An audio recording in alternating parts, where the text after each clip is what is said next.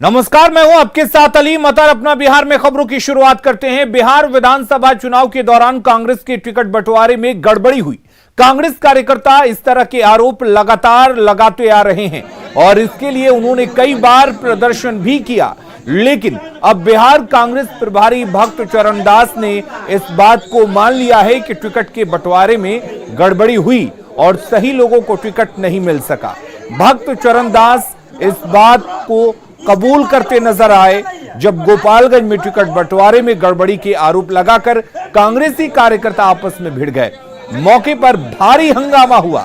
ये सब कुछ तब हुआ जब गोपालगंज सर्किट हाउस में कांग्रेस की मीटिंग हो रही थी।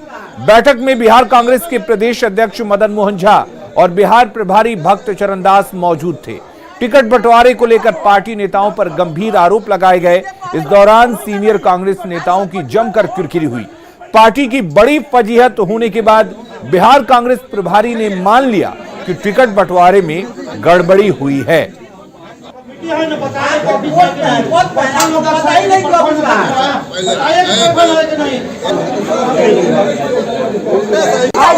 विधानसभा में उतरो, इसके पहले किसी की भूमिका नहीं है। आज सबको टिकट चाहिए।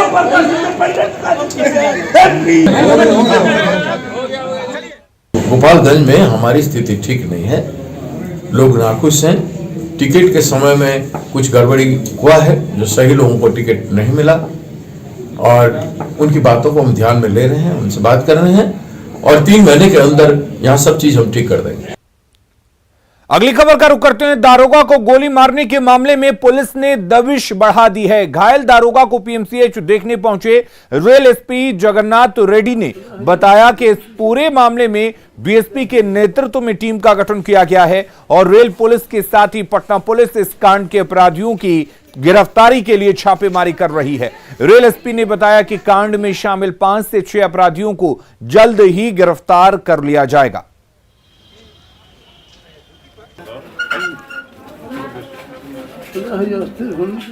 तो बाढ़ में ऑन ड्यूटी दारोगा को गोली मारने की घटना से पुलिस एसोसिएशन नाराज है। एसोसिएशन के अध्यक्ष ने कहा कि बिहार में पुलिसिंग सुधारने की जरूरत है, साथ ही अपराधियों को उन्हीं के भाषा में जवाब देने का वक्त आ चुका है।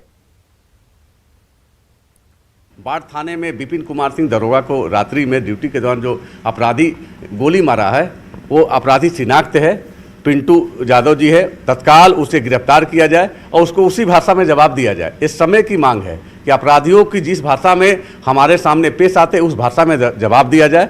इस समय की मांग है और मांग के साथ पुलिस अपना कार्य करे। बाढ़ में ऑन ड्यूटी दारोगा पर जानलेवा हमला शर्मनाक है और पुलिस विभाग जल्द ही अपराधियों को दबोचकर उन्हें उनके किए की सजा दिलवाएगी, ये कहना है रेणु सिंह का। इक्का दुक्का जो घटना है अब हो रही है, उसकी जांच तो पूरी हो ही रही है। हमारे तो सारे अधिकारी उसमें लगे हुए हैं और हमारी कोशिश है कि इस तरह की घटना ना घटे। जो भी हुआ है वो शर्मनाक हुआ है। चलिए, तो डिप्टी सीएम रेणु देवी ने इसे शर्मनाक बताया है। अगली खबर मधेपुरा से है, जहां उदा किशनगंज के गोपालपुर में एक विधवा की गोली मारकर हत्या कर दी गई। घटना वार्ड संख्या 9 की है। सरस्वती देवी देर रात खाना खाकर सो रही थी, तभी कुछ अज्ञात लोगों ने बाहर ले जाकर गोली मार दी। गोली की आवाज सुनकर जागे परिजनों ने आनन फानन में अस्पताल पहुंचाया, जहां से मेडिकल कॉलेज रेफर किया गया, लेकिन तब तक देर हो चुकी थी। हत्या का कारण पारिवारिक विवाद बताया जा रहा है।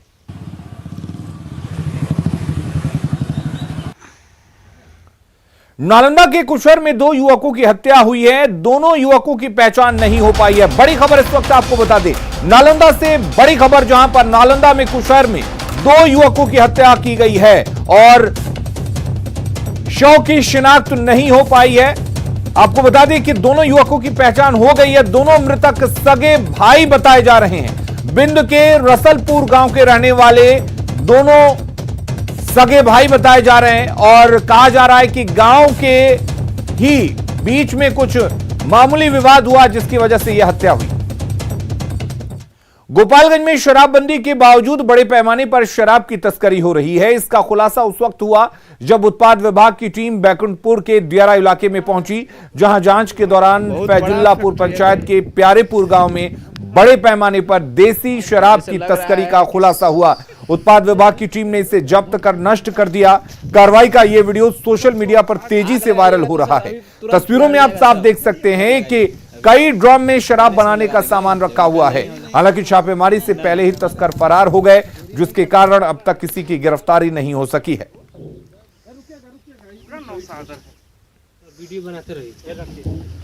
और अगली खबर बेतिया से है, जहां शराब कारोबारियों के खिलाफ उत्पाद विभाग का अभियान लगातार जारी है। उत्पाद विभाग और एंटी लिकर टीम ने छापेमारी कर भारी मात्रा में शराब और शराब बनाने के सामान को जब्त किया। मौके पर हजारों लीटर अर्ध निर्मित शराब को नष्ट कर दिया गया। मामला चनपटिया के लोहरिया का है। पुलिस फरार शराब तस्करों को पकड़ने के लिए लगातार छापेमारी कर रही है। ना जंगल है, आप पकड़ ले। पंचायत चुनाव की सुगबुगाहट के बाद ग्रामीण इलाकों में हलचल है, लेकिन वैसे प्रत्याशियों में हलचल है जिनके 2 से ज्यादा बच्चे हैं। हमारी टीम वैशाली के एक पंचायत पहुंची और एक ऐसी मुखिया से बात की जो अब अपनी बेटी को चुनाव लड़वाने की तैयारी में है। पंचायत चुनाव होने वाला है और जाहिर सी बात है मुखिया का चुनाव होने वाला है, पंचायत सेवक का चुनाव होने वाला है।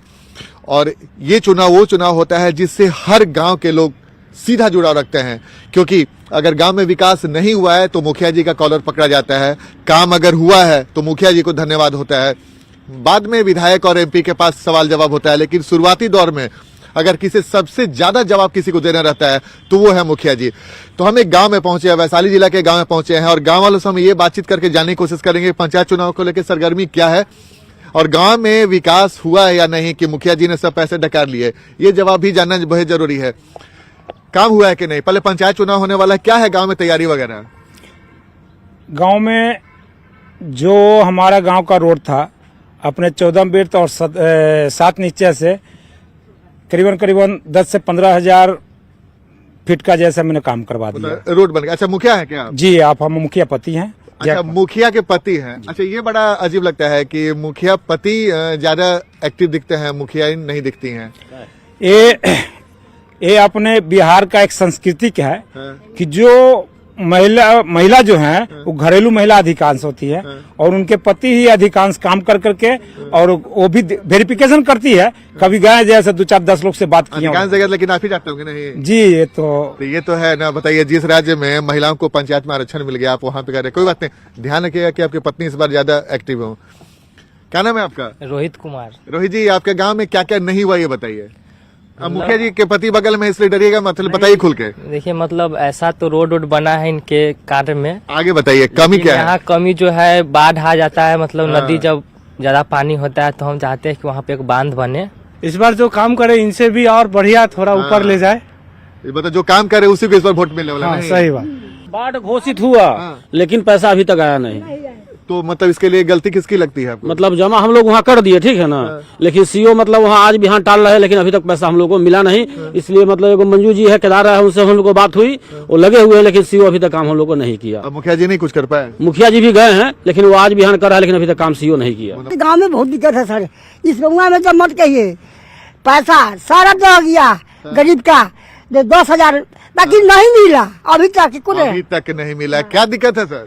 सर, यही बाढ़ का समस्या है और इसको दूर करने की सरकार की तरफ से ज्यादा जोर देना चाहिए। यहाँ केवल नल है, उसमें पानी नहीं, पानी का कुछ पता नहीं। मुखिया जी क्या कर रहे हैं? मुखिया जी इस पर जोर देते हैं। अब सरकार का व्यक्ति तो जानबे करते, अच्छा ठीक है, होगा आश्वासन, बस इसके सिवा कुछ नहीं। तो देखिए, हमने एक गांव में आकर ये जानने की कोशिश की और संजोग से हम इस गांव से गुजर रहे थे तो हमने जानने की कोशिश की। संजोग से एक मुखिया जी के पति यहाँ पे मिल गए, उनसे हमने कुछ सवाल जवाब किया और कुछ लोग थे, कुछ संतुष्ट हैं, कुछ अपनी नाराजगी जाहिर कर रहे हैं। तो ये है आलम बिहार के पंचायतों की। जल नल कल योजना पे बड़ा सवाल खड़ा हो गया है और मुखिया जी को इसका जवाब देना होगा कि भाई उनके पंचायत में पानी क्यों नहीं पहुंची। बाढ़ वाले इलाके में कुछ ज्यादा ही समस्या है कि मुआवजा जितना मिला था नहीं मिला। तो फिलहाल एक छोटी सी कोशिश है कि हम लगातार पंचायतों, बिल्कुल नहीं मिला ना, बिल्कुल नहीं मिला। तो देखिए, हम तमाम पंचायतों में जाएंगे और जानने की कोशिश करेंगे पंचायत चुनाव को लेकर सरगर्मी कैसी है और मुखिया जी ने क्या कुछ अभी तक काम किया है। कैमरामैन राहुल के साथ आनंद अमृतराज, न्यूज 18 नेटवर्क, वैशाली। मधेपुरा में बिहार के डिप्टी सीएम तारकिशोर प्रसाद से नगर परिषद के उप मुख्य पार्षद और कई पार्षदों ने मुलाकात की। पार्षदों ने डिप्टी सीएम को समस्याओं से रूबरू करवाया। नगर क्षेत्र में जलजमाव, नली गली योजना और पीएम आवास योजना में राशि की कमी की समस्याएं बताई। डिप्टी सीएम ने बताया कि आने वाले समय में बड़े पैमाने पर नगर निकायों में सिटी मैनेजर और इंजीनियरों की बहाली होगी। साथ ही उन्होंने कहा कि कामों के लिए तेजी लाने के लिए अधिकारियों को सख्त निर्देश दिए गए हैं। जो इंजीनियर्स की जो कमी के चलते हमारी योजनाएं ठीक से नहीं आ पा रही है, वो आएगी। और एक चीज मैंने विभाग को भी स्पष्ट तौर पर कह दिया है, कोई भी संचिका लंबित नहीं रहेगी, चाहे वो निविदा समिति के स्तर की संचिका हो, चाहे हमारे मुख्य अभियंता स्तर पर कोई मामला लंबित हो, उसको तुरंत निष्पादित करने का मैंने निर्देश दिया और उसको कहें कि अगर अनावश्यक संचिकाएं लंबित होगी तो हम कार्रवाई करेंगे। बारे में बोले कि हमारा प्रधानमंत्री आवास योजना का पैसा बचा हुआ है, तो बोले वो भी मिलेंगे। उसके पानी की जो समस्या है, मधेपुरा में बारिश जब होती है तो भीषण जल जमा होता है, उसकी वजह से परेशानी होती है। ड्रेनेज सिस्टम स्वीकृत हो चुका है लेकिन उसकी राशि स्वीकृत नहीं हुई है, उनके बारे में बोले तो बोले कि वो भी राशि स्वीकृत हो जाएगी और जल्द ही पानी से निजात मिलेगा। जमुई की बीजेपी विधायक और अंतर्राष्ट्रीय शूटर श्रेयसी सिंह राजनीति के साथ साथ एक बार फिर खेल में अपना जलवा दिखा रही हैं। श्रेयसी सिंह पहले ऑनलाइन एशियन शूटिंग चैंपियनशिप में सिल्वर मेडल जीता है। पहले ऑनलाइन एशियन चैंपियनशिप में शामिल होते हुए श्रेयसी सिंह दिल्ली के करनी सिंह शूटिंग रेंज से 29 और 30 जनवरी को निशाना लगाया था, जिसमें उन्हें सिल्वर मेडल मिला। आज मेडल जीतने के बाद श्रेयसी सिंह अपने विधानसभा क्षेत्र पहुंची, जहां लोगों से मुलाकात कर उनकी समस्याओं को समझा। बेहद खुशी हो रही है कि सिल्वर मेडल जीत कर आए हैं। थोड़ा सा दुख इसलिए भी है क्योंकि जो महिला गोल्ड मेडल जीती वो भी हमारी कंट्री से थी और हम दोनों का स्कोर भी एक था, लेकिन एक काउंट बैक की एक प्रक्रिया होती है ISSF के तहत, जिसकी वजह से हमको सिल्वर मेडल से ही मन बहलाना पड़ा एक तरह से। लेकिन खुशी इस बात की भी है कि क्षेत्र की सभी समस्याओं को का भी समाधान हम एक तरह से करते जा रहे हैं और हमारी शूटिंग की प्रैक्टिस जो हमें लग रहा था कि एक तरह से शायद शपथ ग्रहण के बाद, विधायक बनने के बाद छूट जाएगी, वो अभी तक नहीं छूटा है और हमारे कोचेस भी काफ़ी प्रसन्न हैं। आने वाले समय पे अब 2 वर्ल्ड कप्स हैं जिनमें हमारा पार्टिसिपेशन रहेगा। भारतीय रेल यात्रियों की सुविधा को ध्यान में रखते हुए पूर्व मध्य रेलवे के तहत चलने वाली 36 ट्रेनों का परिचालन विस्तार किया गया है। वो ट्रेनें कौन सी हैं, इसे लेकर पूर्व मध्य रेलवे के CPRO राजेश कुमार से बात की संवाददाता अमित कुमार ने।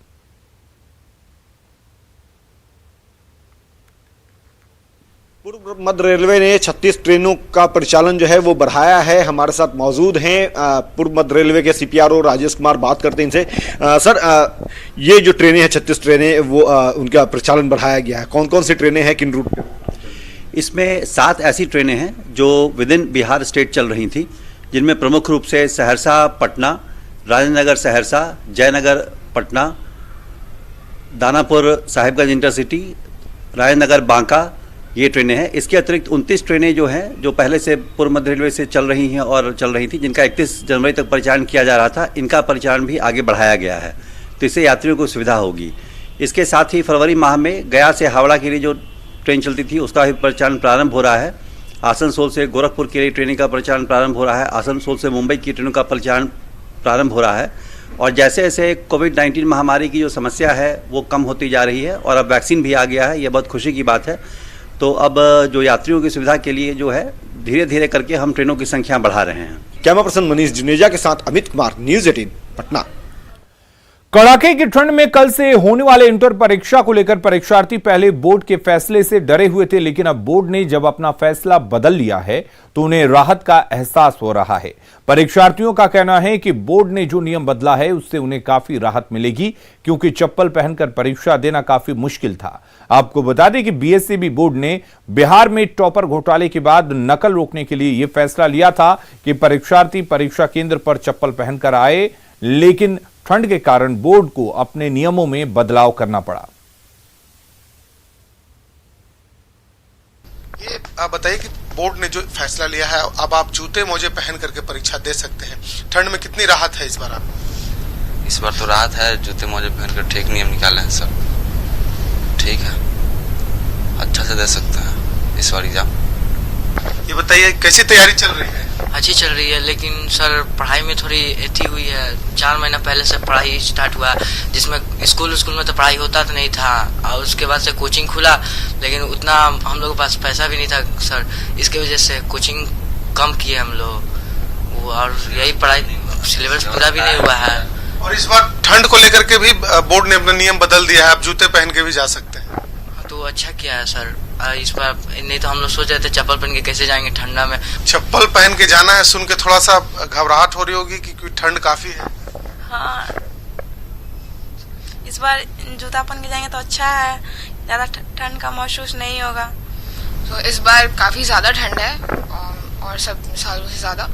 मेरे को तो एलर्जी हो जाती है पैरों में, but we will make sure कि हम लोग फिर भी शूज पहन के जाए। अच्छा किया है गवर्नमेंट ने कि शूज पहनने के लिए अलाउ कर दिया है हम लोगों को। हमारे लिए बहुत बड़ी राहत की बात हुई है। ठंड काफी है, कल से एग्जाम देने जाना है।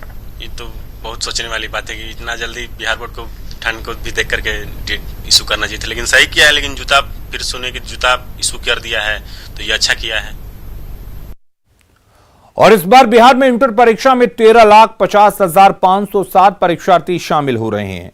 कला संकाय में 7,30,569 परीक्षार्थी, जबकि अगर हम बात करें तो 7,30,569 परीक्षार्थी कला संकाय यानी कि आर्ट में शामिल हो रहे हैं। अगर साइंस की बात करें, विज्ञान संकाय की बात करें तो 5,45,401 परीक्षार्थी शामिल हो रहे हैं। वहीं कॉमर्स की अगर बात करें तो कॉमर्स में 74,024 परीक्षार्थी इस बार हिस्सा लेंगे।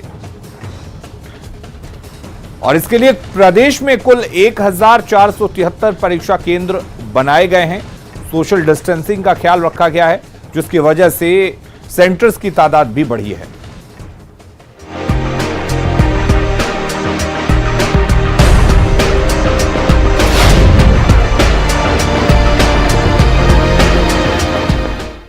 पीएम मोदी ने मन की बात में मुंगेर के जयराम विप्लव की चर्चा की। उन्होंने कहा कि नमो ऐप पर उन्होंने तारापुर के शहीदों की चर्चा की, जिन्होंने स्वतंत्रता आंदोलन में अपनी भूमिका निभाई थी, जिसकी ज्यादा चर्चा नहीं हो पाई थी। हम आजादी के आंदोलन और बिहार की बात कर रहे हैं तो मैं नमो ऐप पर ही की गई एक और टिप्पणी की भी चर्चा करना चाहूंगा। मुंगेर के रहने वाले जयराम विप्लव जी ने मुझे तारापुर शहीद दिवस के बारे में लिखा है। 15 फरवरी 1932 को देशभक्तों की एक टोली के कई वीर नौजवानों की अंग्रेजों ने बड़ी ही निर्ममता से हत्या कर दी थी। उनका एकमात्र अपराध यह था कि वे वंदे मातरम और भारत मां की जय के नारे लगा रहे थे। मैं उन शहीदों को नमन करता हूं और उनके साहस का श्रद्धापूर्वक स्मरण करता हूं। मैं जयराम विप्लव जी को धन्यवाद देना चाहता हूं। वे एक ऐसी घटना को देश के सामने लेकर आए जिस पर उतनी चर्चा नहीं हो पाई जितनी होनी चाहिए थी। मुंगेर में हर साल 15 फरवरी को तारापुर दिवस मनाया जाता है। उस दिन उन शहीदों को श्रद्धांजलि दी जाती है जो 15 फरवरी 1932 को तारापुर गोलीकांड में शहीद हो गए थे। उस वक्त हिंदुस्तान अंग्रेजों का गुलाम था।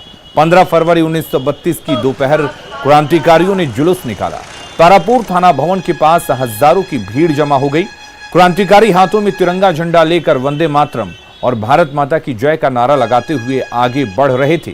क्रांतिकारियों की निहत्ती भीड़ पर कलेक्टर ईओ ली और एसपी WS मैग्रिथ ने अंधाधुंध गोलियां चलवा दी, लेकिन क्रांतिकारी पीछे नहीं हटे और सीने पर गोलियां खाई। अंग्रेजी सरकार की बर्बर कार्रवाई में 34 क्रांतिकारी शहीद हो गए, लेकिन धावक दल के मदन गोपाल सिंह, त्रिपुरारी सिंह, महावीर सिंह, कार्तिक मंडल, परमानंद झा ने तिरंगा फहरा दिया। शहीदों में 13 की तो पहचान हुई, बाकी 21 अज्ञात ही रह गए थे। अंग्रेजों ने कायरता का परिचय देते हुए शहीदों के शवों को आनन फानन में सुल्तानगंज में गंगा में बहा दिया। मैं आपको बताऊं कि जालियांवाला बाग के बाद, आज़ादी की लड़ाई में जालियांवाला बाग में जो लोगों ने शहादत दिया, जो वहाँ लोग शहीद हुए और एक उसको जो राष्ट्रीय स्मारक के तौर पर एक चिन्हित किया गया, एक सम्मान दिया गया, तो मैं आपको बताना चाहता हूँ निश्चित तौर से इतिहास हो के तथ्य पर कि जालियांवाला बाग के बाद सबसे अधिक शहादत हमारे तारापुर के लोगों ने ही यहाँ थाना भवन पर झंडा फहराने में दिया था। मैं सबसे पहले प्रधानमंत्री नरेंद्र मोदी जी का आभार व्यक्त करता हूँ कि उन्होंने तारापुर शहीद स्मारक के प्रति अपना ध्यान आकर्षित किया और इसके लिए तारापुर की जनता पूरी उनके प्रति आभार व्यक्त करती है और तारापुर की जनता अपने आप को गौरवान्वित करती है और अपने वीर सपूतों के प्रति सच्ची श्रद्धांजलि अर्पित करती है। पीएम ने सिवान की बेटी प्रियंका की भी चर्चा की। उन्होंने कहा कि नमो ऐप पर प्रियंका ने अपनी बातों को शेयर किया, जिसमें उन्होंने पीएम के 15 घरेलू पर्यटक स्थल पर जाने के सुझाव की बात की। प्रियंका ने लिखा कि 1 जनवरी को वो राजेंद्र प्रसाद की पैतृक आवास पर गईं, जहां उन्होंने कई ऐतिहासिक चीजें देखी। ये संदेश है बहन प्रियंका पांडे जी का। 23 साल की बेटी प्रियंका जी हिंदी साहित्य की विद्यार्थिनी है और बिहार के सिवान में रहती है। प्रियंका जी ने नमो ऐप पर लिखा है कि वो देश के 15 घरेलू पर्यटन स्थलों पर जाने के मेरे सुझाव से बहुत प्रेरित हुई थी। इसलिए 1 जनवरी को वो एक जगह के लिए निकली जो बहुत खास थी। वे जगह थी उनके घर से 15 किलोमीटर दूर देश के पहले राष्ट्रपति डॉक्टर राजेंद्र प्रसाद जी का पैतृक निवास। प्रियंका जी ने बड़ी सुंदर बात लिखी है कि अपने देश की महान विभूतियों को जानने की दिशा में उनका ये पहला कदम था। प्रियंका जी को वहां डॉक्टर राजेंद्र प्रसाद जी द्वारा लिखी गई पुस्तकें मिली, अनेक ऐतिहासिक तस्वीरें मिली। वाकई प्रियंका जी, आपका यह अनुभव दूसरों को भी प्रेरित करेगा। कटिहार के गोगाबिल झील को पर्यटन क्षेत्र के रूप में विकसित किया जा रहा है। डिप्टी सीएम तारकिशोर प्रसाद के निरीक्षण के बाद लोगों में इसकी उम्मीद तेज हो गई है। हालांकि इस बीच इस समस्या उन मछुआरों के लिए है जो राजस्व देकर झील से मछली मारने के रोजगार से जुड़े थे। सरकारी फरमान के बाद इन मछुआरों की जिंदगी बेपटरी नजर आ रही है और ये सरकार से वैकल्पिक रोजगार की मांग कर रहे हैं। 1200 से ज्यादा मछुआरे गोगाबिल झील में मछली मारने का काम करते थे। संवाददाता सुब्रत गुहा ने इन मछुआरों का दर्द जाना। पक्षी विहार के रूप में गोगाभिल को विकसित करने के लेकर बिहार सरकार कृत संकल्प है और आप जैसे कि पता है कि उप मुख्यमंत्री इस इलाके को विकसित करने के लिए एक कार्यक्रम आयोजित कर पक्षी विहार को पूरे देश भर में चर्चा का विषय बनाने की बात कर रहे हैं। इस बीच हमारे साथ बड़े संख्या में मछली पालक है जो इसी जो बड़े से झील है इसी से लेकर तालाब के मछली मारकर इन लोग का जीविका चलता था और मछली पालन, लेकिन अब ये हाथ रुक गए। अब इन लोगों के पास काम का तलाश है। लगभग पिछले 1 महीने से इस इलाके में काम हो रहा है और अब इन लोग को रोजगार का संकट है। तो दूसरे के थाली तक मछली भात पहुंचाने वाले लोग अब बेकार होने लगे हैं और इन लोग को क्या चाहिए, आइए बात करते हैं। क्या हुआ आप लोगों के साथ, क्या संकट है? सर बहुत दिक्कत है, हम लोग हो रहा, मछली मारने नहीं मिल रहा तो हम लोग खाएंगे भरण पोषण, हम लोग सर बाल बच्चा कैसे हम लोग पोषण पालन करेंगे सर? हम लोग कब से मारते थे? हम लोग बहुत दिन से 25 साल से ऊपर हो गया सर। हमारा बाप दादा सब यहाँ गुजर गया, नीम गया सर, यही मछली मार करके खा करके जीवित किया हम लोग सब दिन।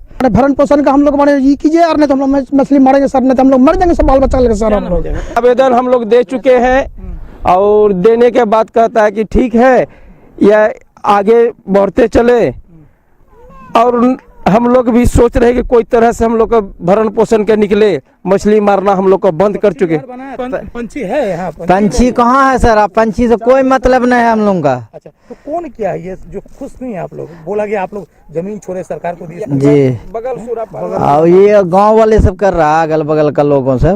कितना इलाके में मछली मारा जाता है? 77 एकड़ जमीन है सर इसमें। क्या नाम आपका? राजू महलदार। तो निश्चित तौर पर ये अपने आप में एक चिंतनीय विषय है। पक्षी विहार के रूप में इलाका तो विकसित होना ही चाहिए, लेकिन इतने हाथ जो बेरोजगार हो गए, जो बाजार इन लोग का था, जो रोजगार इन लोग का था, वो जो उजड़ गया, इसके लिए क्या व्यवस्था होगा, इस पर भी सरकार को ध्यान देना ही चाहिए। सुब्रत, न्यूज़ 18 कटिहार। और अपना बिहार के इस बुलेटिन में फिलहाल के लिए इतना ही। आगे देखिए झारखंड की खबरें जोहर झारखंड में।